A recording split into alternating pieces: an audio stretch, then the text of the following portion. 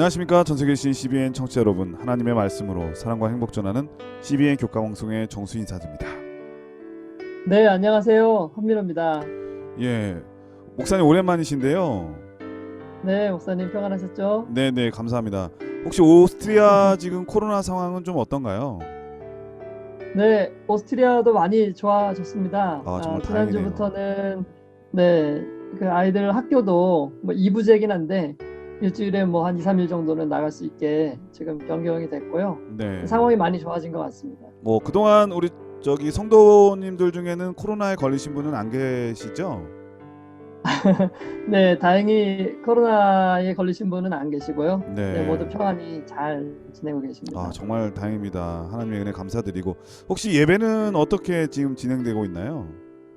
네, 우리 비엔나도 그렇고 사실 유럽 전역이 코로나로 인해서 다 교회를 나갈 수 없는 형편이잖아요. 네. 그래서 이 기회에 저희가 지금 온라인으로 함께 예배를 드리는데요.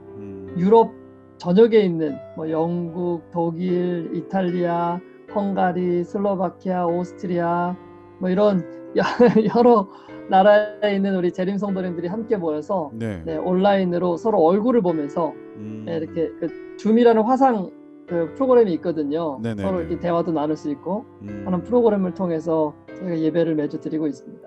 전화 이복이라고 할 수 있겠네요. 그동안 저녁에 흩어진 우리 교우님들이 잘 못 뵈다가 이런 상황 때문에 어쩔 수 없지만 온라인을 통해서라도 이렇게 얼굴을 모두 뵐 수 있으니까 그것도 매우 감사한 일이라고 할 수 있겠네요. 네, 맞습니다. 사실 유럽에 같이 살지만 뭐 자주 뵐 수 없고 만날 수 없고 알지 못했던 성도님들을 이런 기회에 또 저희가 만나서 함께 예배드리고 교제를 나눌 수 있는 게 또 어떤 면으로는 또 축복이 된 것 같습니다. 예, 워낙 멀리 떨어져 있다 보니까, 그리고 또 우리 성도들이 있는 곳마다 교회가 다 있는 것도 아니니까 이런 계기를 통해서 온라인으로 성경도 공부하고 예배도 드리고 또 우리 교우 관계가 더욱 끈끈해지는 그런 좋은 효과가 있었으면 정말 좋겠습니다. 아무쪼록 유럽에 있는 우리 재림 성도들 늘 강건하기를 기원 드리고요. 자, 오늘은 제 해석학 10번째 시간입니다. 제목이 역사로서의 성경입니다. 먼저 기억절 말씀을 읽어드리겠습니다. 나는 너를 애굽 땅 종되었던 집에서 인도하여 낸 내 하나님 여호와니라. 출애굽기 20장 2절 말씀. 자, 오늘 제목은 역사로서의 성경이라고 하는 제목인데 어떤 말씀인가요? 네, 예전에도 제가 이 이야기를 한번 드렸던 적이 있는 것 같은데요. 많은 사람들이 신데렐라 이야기와 이순신 이야기를 되게 좋아하죠. 왜냐하면 둘 다 유명하고 잘 알려진 이야기라서 모르는 분들이 거의 없을 텐데요. 네. 그런데 이 두 이야기에는 아주 중요한 차이점이 하나가 있습니다. 그것은 신데렐라 이야기는 어떤 사람이 지어낸 가상의 이야기이고요. 이순신 장군은 실제로 과거에 존재했었던 훌륭한 위인이라는 것입니다. 자, 그렇다면은 우리는 어떻게 이 이순신 장군이 과거에 실제로 존재했었던 훌륭한 분이라는 것을 알 수 있을까요?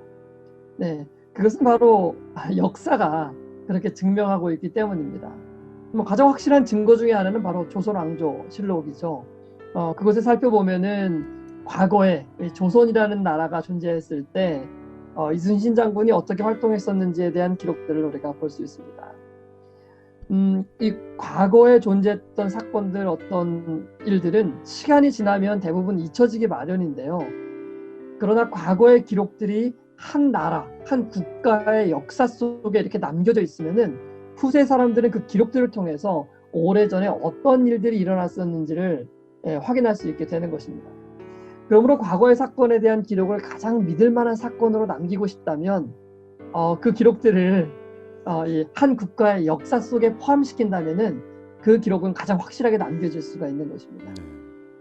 자, 이것이 바로 하나님께서 성경을 기록하시기 위해서 이스라엘이라는 나라를 선택하신 이유 중에 하나였는데요.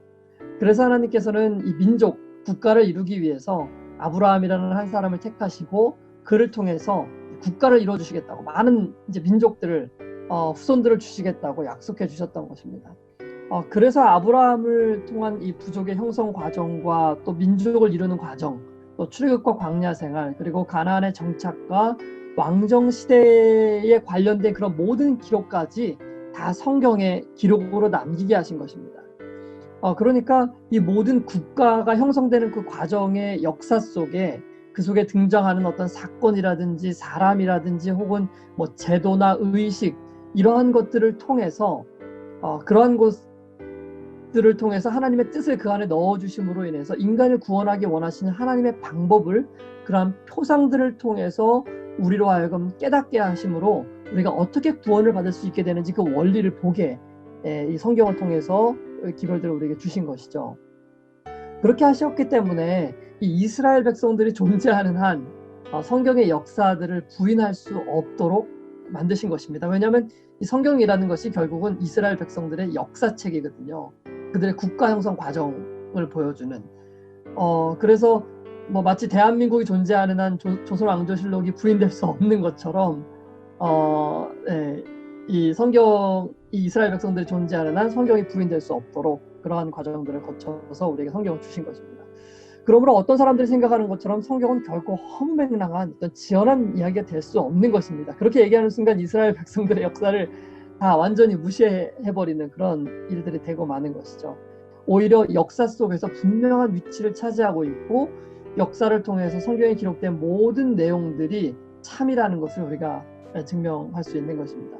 그러므로 이번 주 교과에서는요, 이렇게 역사적으로 분명한 성경이 성경 밖에서 또 다른 역사적 증거물들을 통해서 어떻게 증명될 수 있는지를 함께 좀 살펴보려고 합니다. 쉽게 이야기하면 성경의 내용을 증명할 수 있는 다른 고고학적 증거물들에 대해서 우리가 공부를 해보려고 하는 것입니다. 이번 주 교과를 통해서 성경의 모든 기록들은 사람이 지어낸 것이 아니라 실제로 존재했었던 사실들을 바탕으로 기록되었다는 것을 우리가 더 분명히 이해하고 깨닫게 되기를 바랍니다. 예, 오늘은 제 10번째 역사로서의 성경이라고 하는 제목인데 목사님께서 말씀하신 것처럼 성경에 나타난 그런 역사들이 그 성경 외적인 부분에 있어서 어떻게 증명하고 있는지, 그것이 사실이라고 하는 것을 어떻게 뒷받침하고 있는지 우리 목사님을 통해서 함께 공부해 보도록 하겠습니다. 말씀에 앞서 찬미 듣고 시작합니다. 여기는 말씀의 방송 CBN 코리아입니다.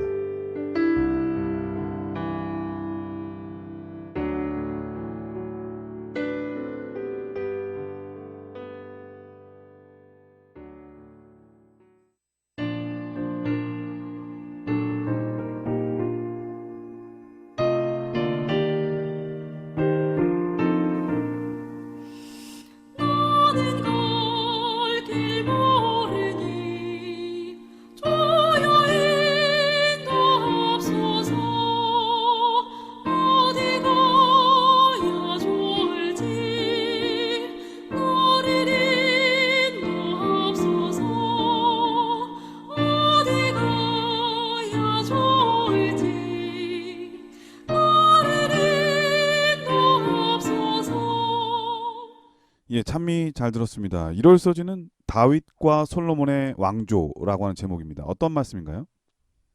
네, 성경은 뭐 우리가 잘 아는 대로 모세 때에 처음 기록되기 시작했는데요. 그렇다면 왜 하나님께서는 아담과 하와 때부터 무려 2500년이 지난 후에 이 모세 때에 이르러서야 성경을 기록하게 하셨을까요? 대답은 의외로 간단합니다. 성경이 신데렐라 이야기와 같은 어떤 우화로 취급되지 않기 위해서는 우리가 아까 이야기한 것처럼 역사를 바탕으로 기록되어야 하고 역사의 기록으로 남기기 위한 가장 좋은 방법이 바로 성경을 한 국가의 형성 과정과 그 국가의 역사 속에 기록으로 남겨지게 하는 것입니다. 그렇기 때문에 하나님께서는 이 한 민족을 택하셔서 국가를 이루게 한 것이고 그 한 민족이 바로 아브라함의 후손들이었던 것입니다. 자, 그렇다면 왜 하나님께서는 더 일찍 어떤 사람을 택해서 국가로 만드시지 않으셨을까? 거기에 대한 대답도 아주 간단합니다. 우선 국가에 대한 개념이 생기기 전에 노아 홍수가 먼저 있었고요. 그것은 뭐 창조 후에 1500년이 지나간 때 일입니다. 그리고 노아 홍수 뒤에는 창세기 11장에 바벨탑 사건이 있었고 그 결과로 같은 언어를 사용하는 사람들이 모여서 살게 되어 국가가 형성되기 시작된 것입니다. 네. 그래서 하나님께서 아브라함을 부르신 시점이 바로 바벨탑 사건 이후에, 바벨탑이 창세기 11장에 기록되어 있는데 12장에 가서 하나님께서 아브라함을 부르시는 그 장면이 나타나게 되는 것입니다. 그래서 이제 그때 하나님께서는 그 아브라함에게 그의 후손들이 하늘의 별과 같이 바다의 모래와 같이 많아지게 될 것이라고 약속을 해주셨던 것이죠. 네. 그 약속은 다름 아닌 이 그를 통해서 하나님의 나라, 한 국가를 형성하실 것이라는 약속을 주고 계셨던 것입니다. 예, 그렇기 때문에 오늘날 이렇게 다양한 언어가 생기게 됐고, 예, 네, 그 덕분에 오늘날 열심히 또 수험생들도 학생들도 다른 외국어를 또 공부해야만 하는 또 시대가 된 거예요. 네, 네, 맞아요. 네. 네, 그렇게 해서 이제 같은 민족끼리 모여 살면서 이제 국가를 이루게 됐는데요. 이제 그 아브라함을 부르시고 하나님께서는 그 국가를 만들어 주시기 위해서 이제 국가가 되려면 백성이 많아야 되지 않습니까? 우선은요. 예, 세 가지 그래서 조건이 있죠. 하나님께서는 네, 백성, 그 세 가지가 예, 백성, 국민이죠. 영토, 네, 그다음에 영토, 주권이 있어야 되고요. 아, 주권, 네, 네, 뭐 맞습니다. 이런 세 것들이 있어야 돼. 가지가 있어야 되는데, 네, 네, 맞습니다. 그것이 있으려면 이제 일단은 백성이 가장 중요한데요. 그 백성들을 키우기 위해서 하나님께서는 아브라함의 후손들을 이제 애굽으로 들어가게 해서 여러 강대국들로부터 보호받고 이제 60만 대군, 그러니까 장정만 60만 대군이 될 때까지 이제 이집트의 그 그늘 아래서 살게 하고 보호를 시켰다가 이제 백성들을 이끌고 그 땅, 가나안 땅으로 들어갈 수 있도록 그렇게 이제 출애굽을 시키셨던 것이죠.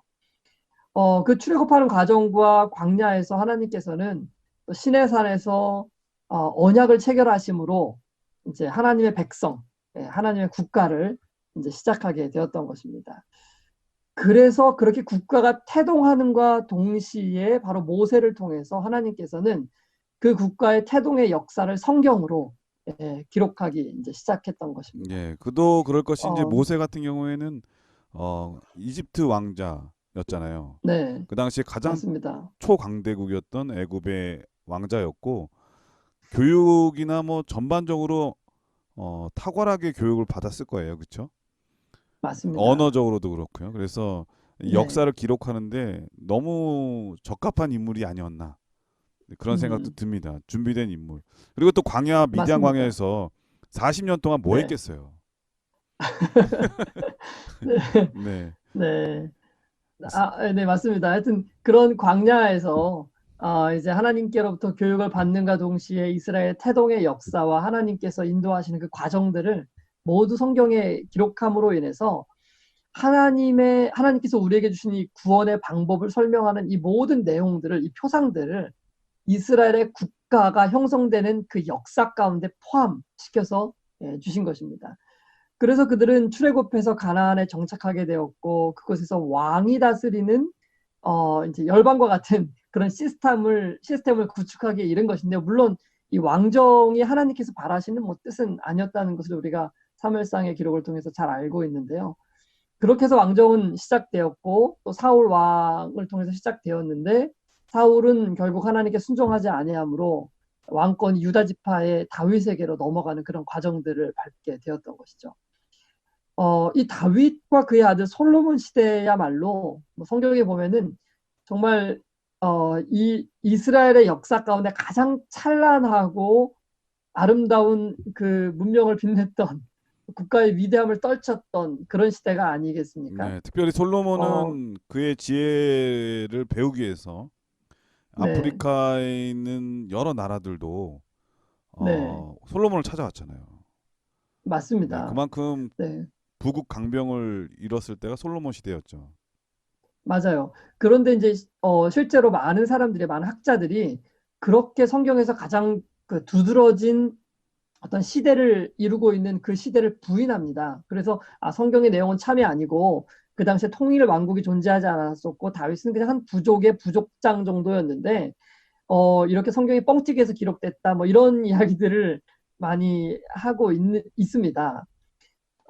그래서 그 사람들은 성경이 다윗 시대로부터 약 한 800년 정도 지나서 그 후에 기록된 책이고 뭐 다윗이나 솔로몬 이야기부터 시작해서 다른 이야기들도 신화에 가깝다 이렇게 주장을 하는 사람들이 있는데요. 그런데 그러니까 최근에 근래에 한 십몇 년 전에 2007년도에 중요한 고고학적 그 유적지가 발견되었다고 하는데요. 그게 바로 이 교과에 이제 나오고 있습니다. 키르벳 K 아파라는 유적지인데 네. 이 키르베 K 아파라는 게 이제 현대식 이름으로는 엘라 요새라고 부른다고 합니다. 음. 근데 이곳이 어느 곳이냐면은 그 다윗이 블레셋 장군이었던 이 골리앗을 무찌른 엘라 골짜기가 있는 그 근처, 그래서 엘라 요새라고 아마 부르는 것 같아요. 네, 근데 성경에 골짜기가 있는 나오는 이름하고 같네요. 엘라 골짜기하고. 그렇죠. 네, 그 골짜기 바로 옆인데 이제 블레셋 지역이었던 그러니까 블레셋과 이스라엘의 국경 지역이었던 가드라는 곳과 인접해 있는 그런 장소라 그래요. 많은 학자들은 이곳의 지명이 사무엘상 17장 52절에 등장하는 사하라임이었을 것이라고 추정을 하는데요. 이 이제 키르벳 케이아파의 발굴이 중요한 이유가 뭐냐면은 바로 다윗 시대에 통일 왕국이 존재했었다는 것을 입증해 줄 수 있는 중요한 단서가 되기 때문에 그렇습니다. 뭐 네. 여러 가지 이유가 있는데 첫 번째로는 키르벳 케이아파의 건축 양식이나 어떤 도자기, 미술품들이 그 이스라엘 백성들의 제사 제도와 밀접한 관련을 갖고 있다는 것을 증명해 줍니다. 예, 그리고 두 번째로는 당시 많은 이방 나라들이 섬겼던 우상들, 뭐 이렇게 동물들이나 뭐 어떤 사람의 형상들, 그러니까 그런 우상들을 섬겼던 사람들이 살았던 곳이면 그런 우상의 흔적들이 많이 남아 있어야 되는데 네. 그 성읍에는 그런 흔적들이 없는 거예요. 그러니까 하나님의 백성들이 살았던 거죠. 그리고 셋째로는 그곳에서 발견되는 많은 유물들이 이 솔로몬 왕궁의 어떤 그 모양과 형태를 좀 많이 띠고 있는, 그러니까 이스라엘 백성들이 가지고 있던 어떤 형태를 솔로몬 왕궁에 옮겨 놓은 것처럼 그 둘이 흡사한 점들이 많이 발견되고 있는 것입니다. 네. 그리고 네 번째는요, 이 블레셋의 어떤 다른 유적지들에서는 돼지뼈들이 굉장히 많이 발견된다 그래요. 그 사람들이 돼지를 키우고 또 많이 먹었을 테니까요. 그런데 네. 이 키르바케이아파에서는 단 한 개의 돼지뼈도 발견되지 않았다고 합니다. 네, 유대인들은 또 히브리인들은 절대 돼지 네, 같은 부정한 음식을 먹지 않았으니까 말이죠. 그렇죠. 그런데 이제 가장 중요한 것은 바로 이러한 거대한 성읍은 어떤 작은 소수의 민족이나 혹은 부족이 세울 수 있는 어떤 형태의 것이 아니기 때문에 네. 그 당시에 이 다윗과 솔로몬이 통치하는 큰 왕국이 존재했었다는 것을 입증해주는 중요한 단서가 된다고 합니다. 네. 1월 서지는 다윗과 솔로몬 왕조라고 하는 제목인데 사실 제가 유럽을 다녀올 기회가 있어가지고 제가 네, 박물관을 주로 다 다녔어요. 그러니까 네. 유럽의 3대 박물관이 어딘지 아시죠? 대형 박물관이 대형 있고, 박물관은 저쪽 예, 아실 루브르 것이고, 박물관이 있고, 예, 그렇죠. 파리에. 바티칸 박물관이 세 박물관이 있거든요. 네, 근데 거기 갈 때마다 놀라운 것은 이 아수르라든지 아시리아죠. 성경에 나오는 아수르, 네, 그다음에 바벨론, 이 네, 네, 고대의 그 유명한 국가들에 대한 유적이 엄청나게 많거든요.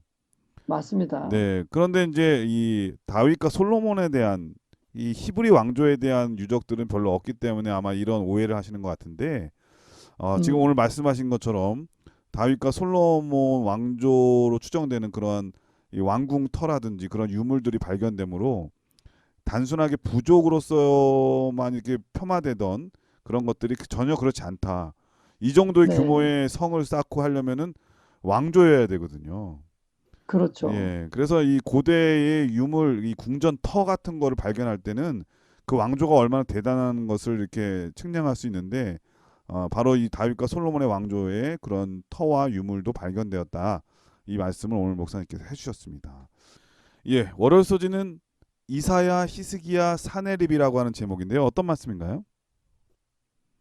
네, 월요일 교과에서는 우리가 이스라엘 왕정 시대를 증거하는 어떤 이 고고학적 증거에 대해서 살펴보았는데요. 죄송합니다. 일요일 교과에서는요. 네네. 우리 월요일 교과에서도 역시 이스라엘의 왕정 시대, 그러니까 초기가 아닌 좀 이제 뭐 중기 이후의 왕정 시대의 증거들을 좀 살펴볼 텐데요. 이사야 36장 1절에 있는 내용들을 보면은 히스기야 왕 당시에 가장 힘이 센 나라는 아까 목사님 얘기하셨듯이 이제 아수르였습니다. 아수르. 네네. 그 아수르의 왕 사네립은 주변의 도시들을 점령하고 뭐 이제 북방 이스라엘을 멸망시키고 예루살렘을 공격하기에 이르렀는데요.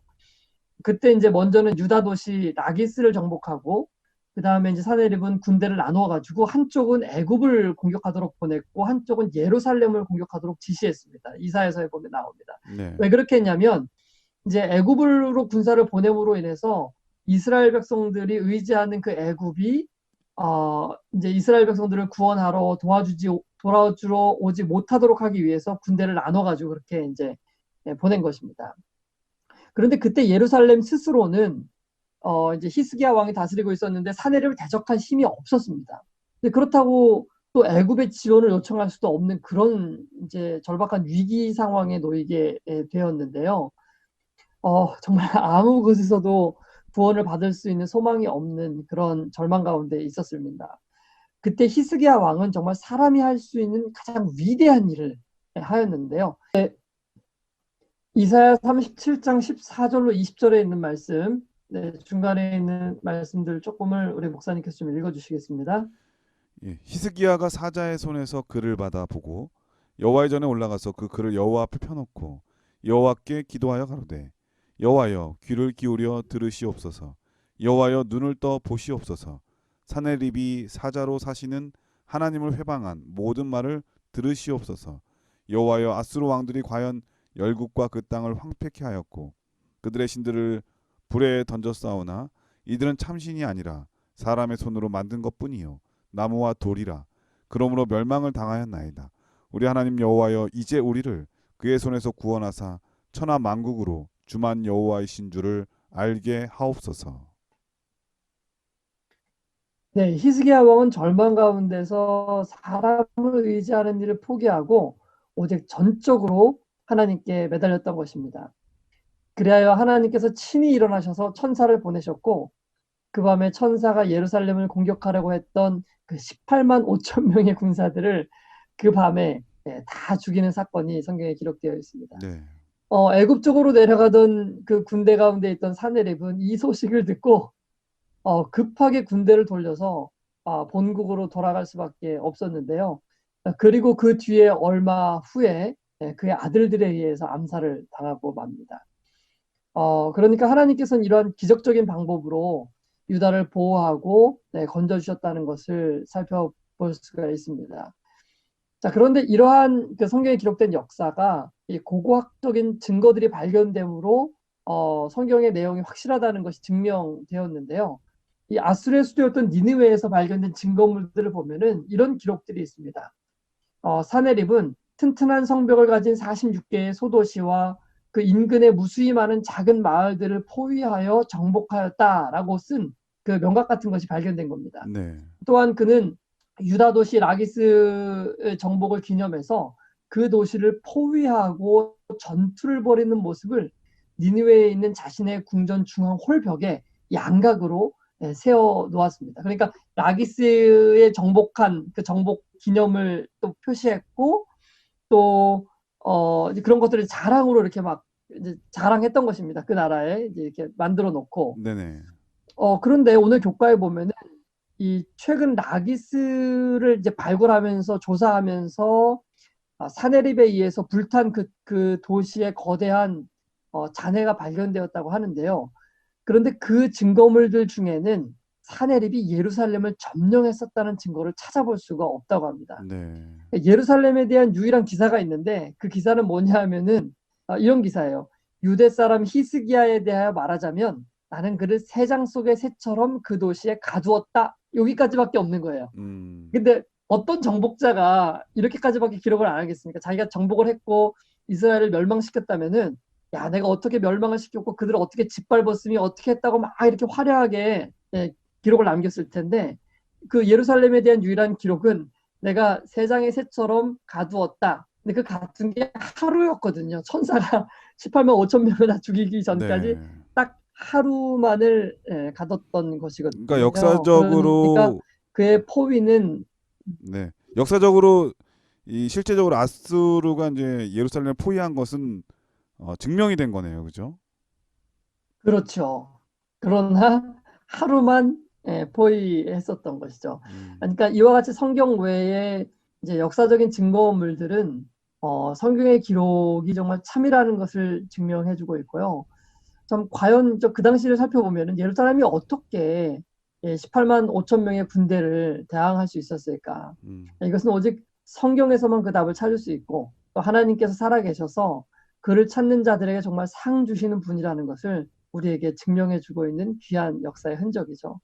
아무쪼록 우리 모두 우리의 삶 가운데서 이 어려움과 고난이 닥칠 때 히스기야의 이런 기도를 기억하고 우리도 하나님을 굳게 붙들고 승리하게 되기를 바랍니다. 네, 월요 소지는 이사야, 히스기야, 사네립이라고 하는 제목이었는데 사실 이제 역사라고 하는 것은 같은 시기에 있던 그 주변에 있는 나라들도 같이 연구하면은 더 오히려 확실히 더 이해가 빠르고 또 역사적으로 분명하다고 하는 것을 더 확실하게 느낄 수가 있는 거거든요. 오늘 말씀하신 것처럼 이 아수르 왕 사네립이 어떤 일을 했는지에 대한 그 니느웨 문서들이 발견됐다고 했는데 예루살렘을 포위한 것은 분명하고 하지만 정복된 기사는 전혀 없다고 하는 것이죠. 그런데 왜 정복된 기사가 없는가? 성경은 네, 그것을 뒷받침해주고 있는 것이죠. 하나님께서 그렇게 하신 겁니다. 그날 네, 밤에 정복할 수 없도록. 사실 그 엄청난 그렇죠. 그 당시에 18만이라고 하는 군대는 네, 엄청난 맞습니다. 군대거든요. 그리고 포위를 했다면 벌써 정복하고 남아야 네, 되는데 그 기록 문서가 없다고 하는 것은 매우 중요한 의미를 갖는 것 같습니다. 그래서 성경이 얼마나 역사적으로 증명이 되고 또 어떻게 이해해야 되는지를 주변 역사와 고고학적 발견들 또 그런 유물들을 통해서 깨달을 수가 있었습니다. 화요일 소지는 다니엘, 느부갓네살, 바벨론이라고 하는 제목입니다. 어떤 말씀인가요? 근데 우리가 잘 아는 것처럼 이 유대 나라가 바벨론에 의해서 멸망을 당한 때가 BC 605년이었는데요. 뭐 그 뒤로 유다는 계속해서 차례로 페르시아, 그리스, 로마의 통치를 받고 살 수밖에 없었습니다. 사실 역사적으로 보면 이 바벨론 후에 일어났던 페르시아나 그리스 그리고 로마에 관한 증거들은 굉장히 많습니다. 네. 그래서 어느 누구도 고대 제국들이 이런 고대 제국들이 존재했었다는 것을 감히 부인할 수가 없죠. 그러니까 그런데 사실 바벨론은 박물관이라고 좀 하면 달랐습니다. 네, 박물관이라고 하는 곳에 네, 가보면 다 이러한 유물들로 네, 가득 차 있어요. 맞습니다. 대부분 다 이 나라들 유물이 많죠. 유럽 쪽에서는요. 네네. 그런데 사실 지금으로 또 약 100년만 거슬러 올라가도요. 사람들은 이 바벨론이라는 나라가 실제로 존재했었다는 것을 잘 믿지 못했습니다. 그러니까 신화 혹은 지어낸 이야기로만 많이 믿었습니다. 그렇기 때문에 이 성경에 기록된 이 바벨론의 이야기와 다니엘서의 이야기를 이게 실제 이야기가 아니라 신화 같은 이야기로 치부할 수밖에 없었던 것이죠. 그런데요, 1899년, 그러니까 1900년도가 막 시작하려는 그때에 이 독일의 고고학자 콜데바이라는 사람이 있습니다. 근데 그분이 이 지금 이라크의 바그다드 남쪽의 약 80km 지점에서 음. 바벨론의 옛 성터를 발견하고 무려 18년 동안이나 그 20m를 땅을 이렇게 파 내려가 가지고 네. 바벨론의 유물들을 파헤치고 또 세상에 이제 공개하게 이제 이 되었습니다. 콜데바이 그때 이제 당시에 콜더바이라고 하는 이 고고학자는 진짜 워낙 유명한 고고학자잖아요. 그렇죠. 네, 이 뭐 고고학자의 아버지격인데요. 네. 당시에 고고학자들이 찾아낸 이 바벨론의 바깥 성벽이 전체 길이가 약 18km나 되었다고 하고요. 어, 이제 고대 역사가 헤로도투스가 말하는 것처럼 실제로 바벨론 성벽이 이중으로 되어 있었고 바벨론 성벽 위에 그 도로에는 네필의 말이 끄는 마차가 양쪽에서 달려와서 비껴갈 수 있을 정도로 넓다는 그 헤로도토스가 한 그 말이 실제라는 것이 바로 이 콜다바이의 이제 고고학적 증거들을 통해서 우리가 증명할 수가 있게 되었던 것이죠. 네. 그때 발견된 이 수많은 고고학적 증거들 가운데 가장 유명한 것 중에 하나가 바로 이 이슈타르의 문이라는 것인데, 이 고대 바벨론으로 들어가는 이 성문 중에 하나를 똑같이 복원해가지고, 그러니까 거기서 발견된 걸 뜯어다가 네. 이 콜데바이가 이 독일로 가지고 온 것입니다. 그래서 저도 아직 가보지는 못했는데 베를린에 가면은 페르가몬 박물관이라고 있대요. 네. 근데 그 페르가몬 박물관에 가면은 그 안에 그 사진으로는 아마 여러분들도 많이 보셨을 겁니다. 이렇게 사자들이 있고 푸른 벽돌로 이렇게 돼 있어가지고 그 벽돌에 막 사자들 조각상이 이렇게 붙어 있는 그것이 이슈타르 문인데 엄청 크죠. 그것이 지금 이제 베를린에 있는 것입니다. 네. 그러니까 그때 이후로 사람들은 성경에 대한 전혀 다른 시각을 가지게 되었습니다. 그 전까지는 뭐 성경에 등장하는 뭐 바벨론의 이야기 이런 건 신화라고 생각했기 때문에 다니엘서에 대한 예언도 사실은 믿을 수 없는 이야기로 치부했죠. 이제 오늘날 사람들 중에는 그런데 바벨론이 실제로 존재했던 제국으로 믿지 않는 사람은 아마 거의 없을 것입니다. EBS 다큐에서도 이 바벨론 제국을 조명할 정도로 모든 사람들이 이제 믿고 있는데요.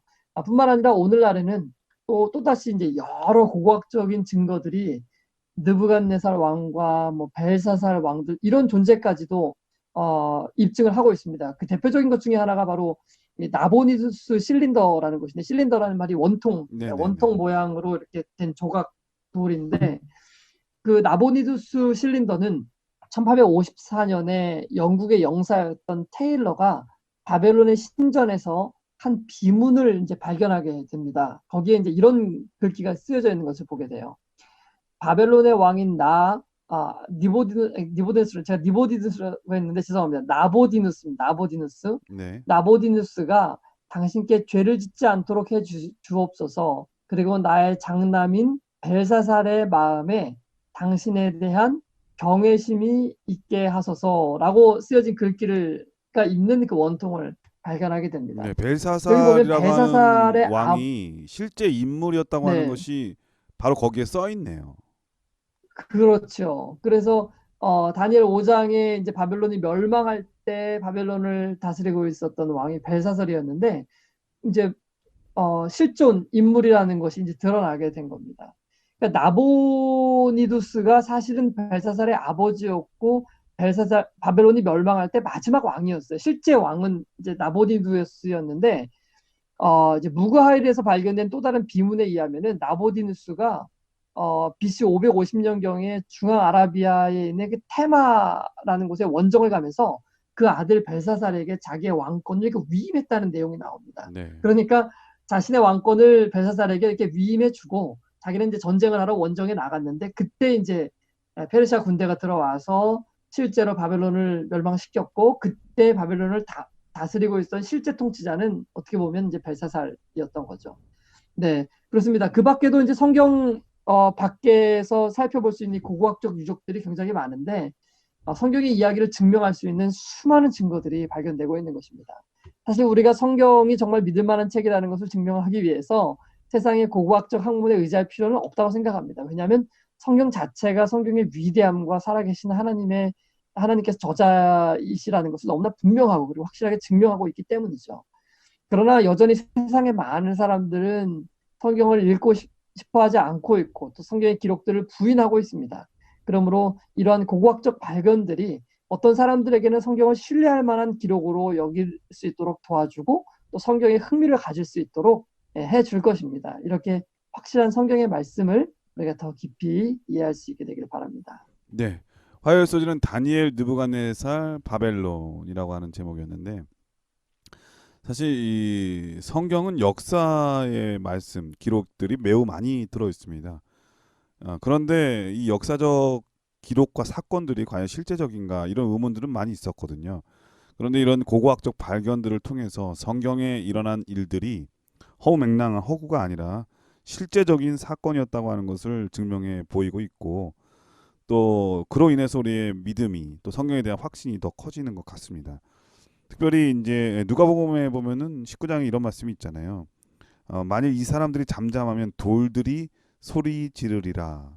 이런 돌들이 바로 이제 네. 이런 유물이라는 생각도 지금 막 드네요. 어쨌든 네. 이러한 역사적 사건에 대한 증명하고 있는 이런 과학적 발견, 고고학적 발견은 우리에게 매우 큰 확신을 주는 것들이다라고 하는 것을 다시 한번 배울 수 있었습니다. 다음 여기서 참여 한곡 들으신 다음에 계속해서 수요일 목요일 서지를 공부하도록 하겠습니다. 여기는 말씀의 방송 CBN 코리아입니다.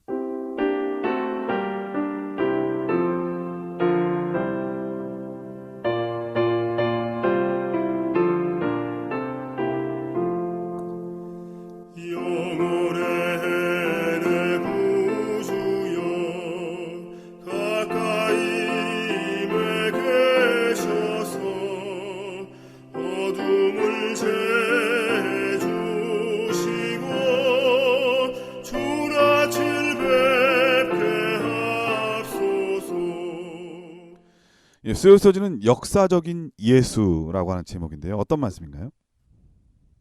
네, 마태복음 26장 57절로 67절, 그리고 요한복음 11장 45절로 53절, 그리고 또 요한복음 18장 29절로 31절에 보면은 예수님을 십자가로 내몰았던 장본인들에 대한 기록이 잘 나와 있습니다. 그 대표적인 두 사람이 바로 가야바와 빌라도죠. 네. 가야바는 당시 유대인들의 최고 지도자였던 대제사장이었고, 빌라도는 로마가 실제적으로 그러니까 임명한 유다의 최고 통치자였던 총독이었습니다. 이 둘은 결국 예수님을 십자가에 못 박는 일에 동의하고 판결을 내림으로써 예수님을 십자가에 못 박은 장본인들이었습니다. 자, 그렇다면 이 사람들의 그 존재 여부에 대해서 성경 밖에, 성경 외의 역사적인 증거들을 우리가 찾아볼 수 있을까요? 당시에 위대한 역사가로 알려졌던 요세푸스라는 사람이 있는데요. 네. 이 사람은 로마인들을 위해서 유다 역사를 기록한 것으로 잘 알려져 있습니다. 근데 그의 책에 이렇게 기록하고 있습니다. 목사님 좀 읽어주시죠. 이것 외에도 그는 카이파스라고도 불리는 요셉을 대제사장직에서 파면하고 전임 대제사장 아나누스의 아들 요나단을 임명하여 그를 계승하게 했다. 네, 여기 보면 요세푸스는 예수님을 십자가에 내어죽게 한 대제사장 이 카이아파스라고 되어 있는데 이게 가야바입니다. 가야바. 네네네. 가야바를 언급하면서 가야바로도 불리는 요셉이었다라고 기록하고 있습니다. 그러니까 가야바의 원래 이름은 요셉이라는 거죠. 그런데 1990년에 예루살렘 남쪽에서 이 12개의 유골 단지가 있는 가족묘 하나가 발견되었는데요. 그 무덤에서 출토된 이 동전과 토기들을 근거로 그 무덤은 기원 후 1세기 중반의 것으로 판명이 되었다고 합니다. 그런데 그 안에 어떤 뼈 조각을 담고 있는 이 가장 화려해 보이는 유골단지가 하나 있는데 그 유골단지에는 이 가야파스의 아들 요셉이라고 글씨가 있었다고 합니다. 뭐 당시 보면은 아버지의 이름을 따가지고 아버지도 가야파스, 아들도 가야파스 막 이런 게 많잖아요. 네. 그런데 가야파스의 아들 요셉, 그러니까 이것은 가야바를 나타내는 것이다라고 사람들은 생각하게 된 것이죠. 그래서 많은 학자들이 이것이 바로 예수님을 죽음에 내어준 대제사장 가야바의 이 묘지이고 유골 상자였을 거라고 믿고 있습니다. 또한 빌라도와 관련해서는 1961년에 이 카이사레아라고 있는데 네. 카이사레아. 가이사랴. 근데 이게 이제 성경적으로 보면 가이사라입니다. 가이사랴. 예, 네. 가이사랴의 이제 마리티마 극장의 한 돌 위에서 한 명각이 발견됐다고 합니다. 그러니까 1961년에 그 명각은 티베리우스 황제 치하 때 유대 총독이었던 우리가 잘 아는 본디오 빌라도, 네. 예, 그 빌라도의 이름이 그 명각에 기록이 되어 있었다고 합니다.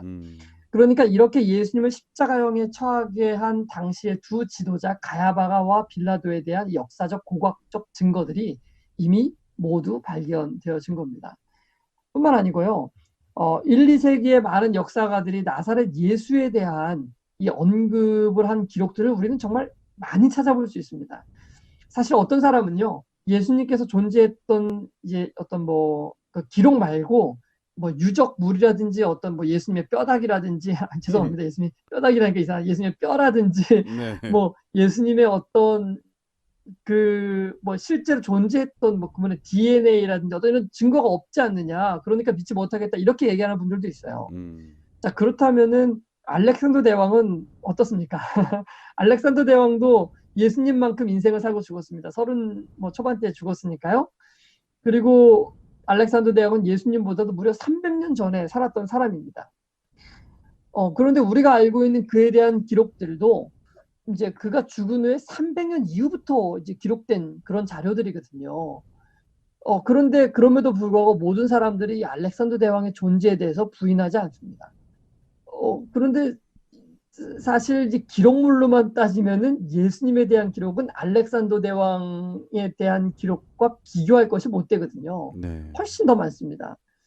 예수님의 존재를 기록한 역사적인 문건들은 정말 수천 건이 넘습니다. 예수님이 승천하신 지 얼마 지나지 않아서부터 예수님에 대한 기록물들이 나타나기 시작했는데요. 뭐 기독교 신자가 아닌 사람들이 쓴 기록이 이제 9명, 그 사람들 9명을 포함해서 42명에 달한 작가들이 예수님을 언급했다고 오늘 교과에는 기록이 되어 있습니다. 네. 그런데 이 동일한 시기에 이제 그러니까 티베리우스 황제를 언급한 이 세상의 작가들의 수는 9명 뿐이고요. 줄리우스 시저의 정복을 언급한 작가는 5명에 불과하다고 합니다. 그러니까 이렇게 이제 그 황제들에 대한 적은 역사의 기록에도 불구하고 티베리우스나 율리우스 시저의 존재를 우리가 부인하는 학자들은 없죠. 예, 성경에 그런데 예수님과 네, 관련된 기록물들 가운데 네, 티베리우스나 뭐 가이사랴 그리고 뭐 가야바 이러한 인물들에 네, 대한 역사적 기록들이 있잖아요. 근데 이 그렇죠. 예수님의 죽음은 너무 역사적인 그들과 뗄래야 뗄 수 없는 역사적인 사건이었기 때문에 그들의 역사적 네, 인물들이 분명하다면 예수님도 네, 분명할 수밖에 없는 것이죠. 지금 좀 전에 목사님께서 말씀하신 대로 맞습니다. 그 역사적 인물들에 대한 네, 저자들이 5명 혹은 아홉 네, 명 이렇게 얘기를 했지만 예수님에 대한 거는 비신자를 포함한 9명을 포함한 하면 42명이나 되는 저자들이 있기 때문에 예수님을 그렇죠. 역사적 사건에서 배제하고 이 사람들을 말한다는 것은 매우 상식적이진 않죠.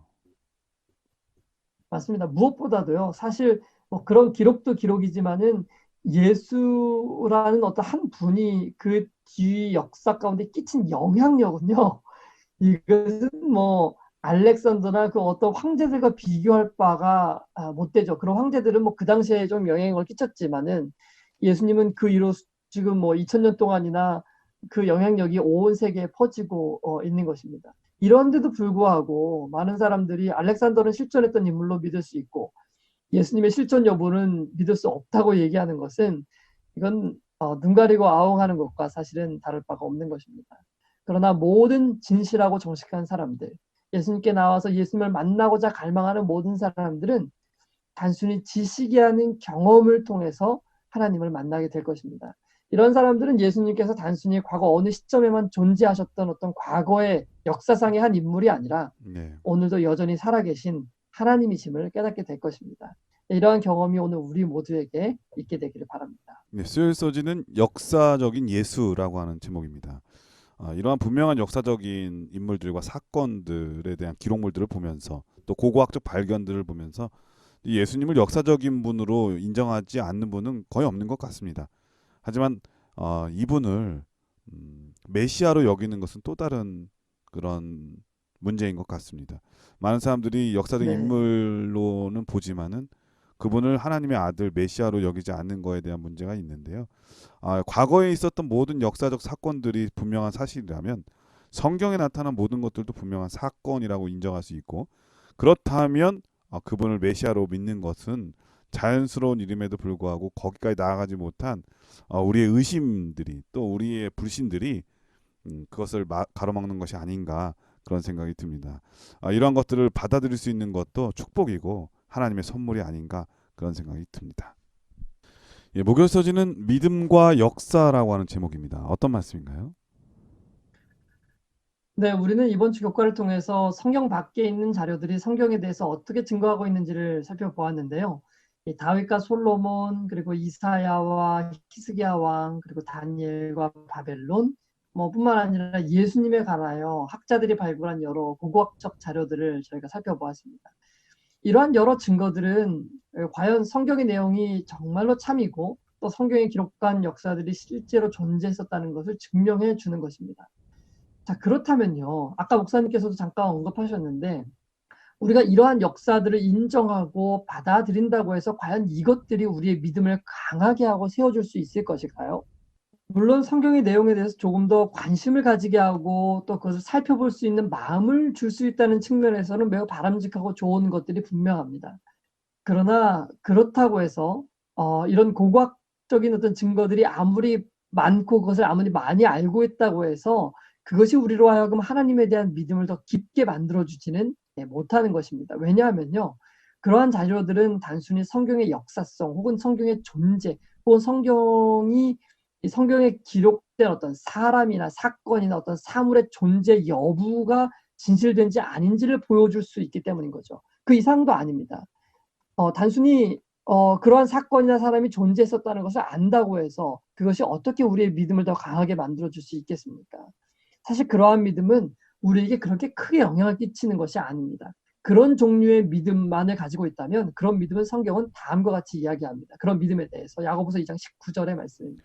내가 하나님은 한 분이신 줄을 믿느냐? 잘 하는도다. 귀신들도 믿고 떠느니라. 네, 사단과 그의 천사들도 하나님께서 살아계심을 믿습니다. 뿐만 아니라 그들은 모든 성경이 하나님의 말씀이라는 것도 믿습니다.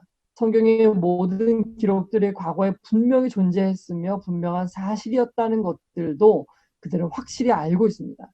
그러나 그렇게 알고 있음에도 불구하고 그렇게 아는 지식이 그들을 변화시키지는 못하는 것입니다. 왜냐하면 그들은 그 지식이 가리키고 있는 대상, 그 지식이 우리에게 전달하고자 하는 그 예수님에 대한 실제적인 믿음을 가지고 있지 못하기 때문인 것입니다.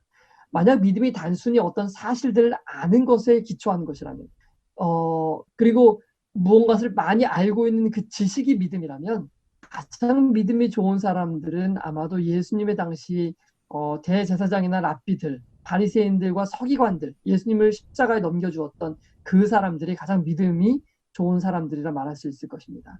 그러나 오히려 그들은 예수님에 대해 가장 믿음이 없는 사람들이었다는 것이 결국은 판명나게 되었던 것입니다. 무엇이 문제일까요? 문제는 예수님에 대한 온전한 믿음, 즉 자신을 그리스도께 온전히 바치는 산 믿음이 그들에게 없었던 것이 문제였던 것입니다. 자신의 삶과 생명까지도 아낌없이 바치고 온전히 맡기는 그 믿음이 그들에게는 없었던 것이죠. 히브리서 11장에는 이 온전한 믿음이 무엇인지를 우리에게 잘 설명해주고 있습니다. 그 믿음들의 공통점은 하나님의 약속을 굳게 신뢰하고 자신을 온전히 그 약속에 내어 던지는 것입니다. 그 약속에 자신의 목숨을 걸었던 그러한 사람들의 이야기가 바로 히브리서 11장 믿음장의 이야기인 것입니다. 우리 모두는 결국 다 이러한 믿음에 이르도록 애써야 할 것입니다. 사랑하는 CBN 청취자 여러분, 오늘 우리는 하나님의 모든 약속을 믿고 있습니까? 우리의 그 믿음이 우리로 하여금 우리 자신을 하나님께 온전히 바치도록 이끌고 있습니까? 나의 모든 소유가 그분의 것이요. 그분이 나를 피로 사셨으니 나는 오직 그분께 내 삶을 바치고 그분의 뜻대로 살기로 결심하는 그런 결심들이 우리의 삶 가운데 매일 일어나고 있습니까?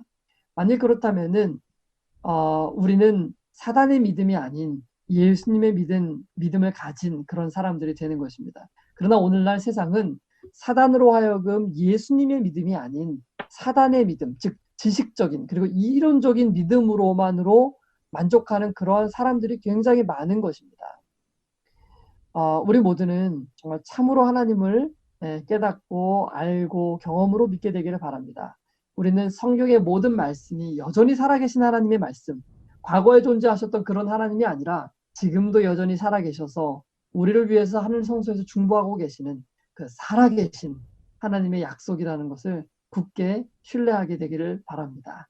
그래서 과거의 역사 가운데 정말 수많은 그리스도인들이 그렇게 하였던 것처럼 우리 자신을 온전히 내어 맡기는 그런 참 믿음을 소유하는 가운데 재림을 기다리는 우리 모두가 되기를 바라면서 교과를 마치겠습니다. 네, 오늘 교과를 통해서 성경의 역사가 얼마나 실제적이었는지 우리 목사님을 통해서 배울 수 있었습니다.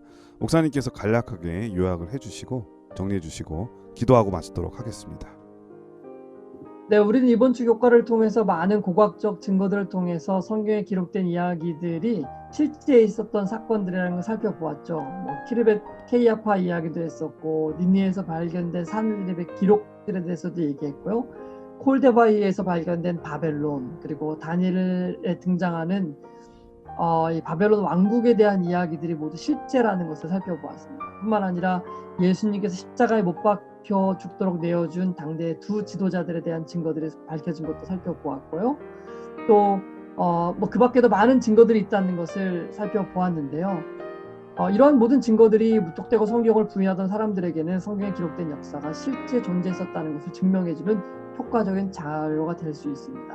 그러나 우리가 목요일 교과를 살펴본 것처럼 이러한 것들을 알게 된다고 해서 그 사실들이 우리의 믿음 자체를 자라게 해주는 것은 아니라는 것, 이것 또한 우리가 기억해야 할 것입니다. 우리의 믿음은요, 히브리서 11장이 보여주는 것 같이 우리의 매일의 삶을 통해서 예수님과 실제적인 교통과 교제를 나누는 가운데서만 증가하게 되는 것입니다.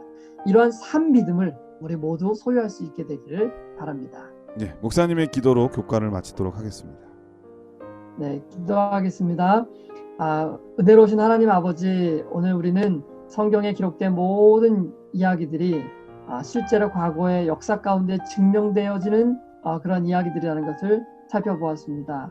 이러한 기록들을 통해서 우리의 믿음을 더욱더 증가시킬 수 있도록 주님 도와주시고, 특별히 이 성경에 있는 모든 말씀들을 우리가 있는 그대로 받아들이고 믿음으로 말미암아 우리가 예수님과 더욱더 친밀한 교제를 나누고 예수님을 아는 그런 지식에서 자라남으로 우리의 삶이 믿음으로 증가하는, 믿음 가운데서 증가하고 믿음 가운데서 확증되어지는 그런 신앙이 될 수 있도록 인도하여 주시기를 예수님의 이름으로 기도합니다. 아멘. 아멘. 네, 전 세계 CBN 청취자 여러분, 성경을 책 중의 책이라고 하지요. 또 기록은 영원하다는 말도 있습니다. 성경은 예수님 오실 때까지 영원할 것입니다.